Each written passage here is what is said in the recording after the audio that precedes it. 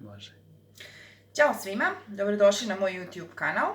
Ja sam danas odlučila da napravim jednu salatu sa bijelim lukom i mladim sirom, koja je idealan prilog za roštilj. Znači uz meso sa roštilja. Pa da počnemo. Ono sve što vam je potrebno za ovu salatu, to je mladi sir. Znači ja sam uzela ovdje neki 250 grama mladog sira neslanog, nemasnog. Možete ako želite uzeti i slani sir, u tom slučaju ne solite salatu. 2 kašike pavlake, ali uzmete onako 2 pune kašike pavlake, 3 čera belog luka, otprilike tako, mislim po želji i izboru. I imamo malo mladog peršuna, možete uzeti i sušeni peršun bez problema. Ja volim mladi peršun da koristim s obzirom da je daleko bolji miris ima i ukusnije. Pa da počnemo. Zaboravila sam, da, mali prstohvat soli zato što je sir neslan. Pa da počnemo, prvo što radim to je uzmem ovaj bijeli luk i napravim sljedeće. Znači on baš mora da bude skroz usitnjen, a ovo mi je nekako najbolja verzija da ga usitnim, jer ne bih nožem dobila to što želim da postignem za ovu salatu.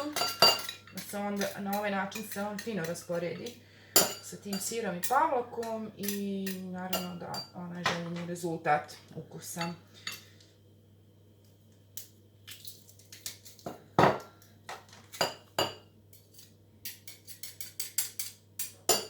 I slobodno možete i ove ostatke da ubacite sve to u bijeli luk i sve će to biti odlično za salatu.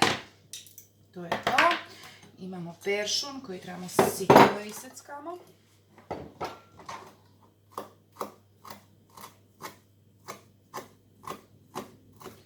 Peršun treba također kao i luk baš da bude onako usitnjen.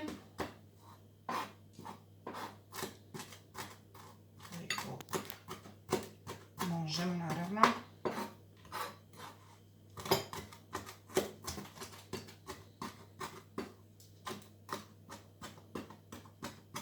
On će baš da da neki poseban šmek ovoj salati.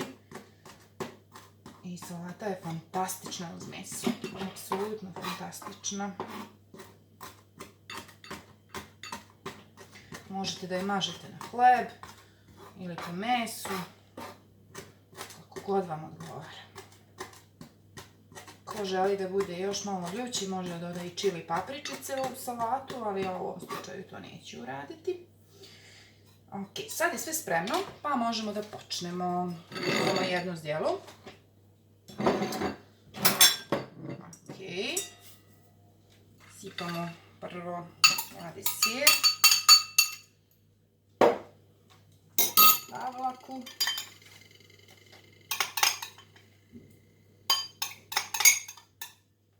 Sada ovu kašiku možemo i da iskoristimo za mešanje. Bijeli luk. Ok. Možemo sad sve da pomešamo.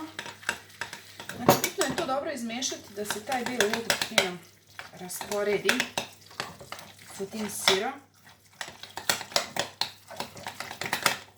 Znači, što više mešati, to će da bude bolje i ukusnije. Naravno da posolim, ja sam sad malo prosula ovu so, ali nema veze. Neko voli malo više slano, neko voli neslano, ali ima bolji ukus kad se malo posoli. Ok. Salata je jako jednostavna, brzo se sprema i mnogo je dobra. Ko voli tzatziki, ovo će isto da obožava. I na kraju dodamo peršun. Naš poseban šmek.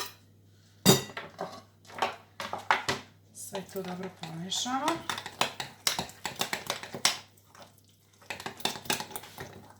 Također dobro mešamo da taj peršun pusti svoju aromu.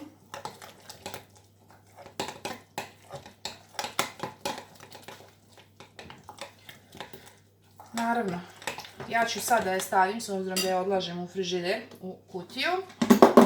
Salata je gotova.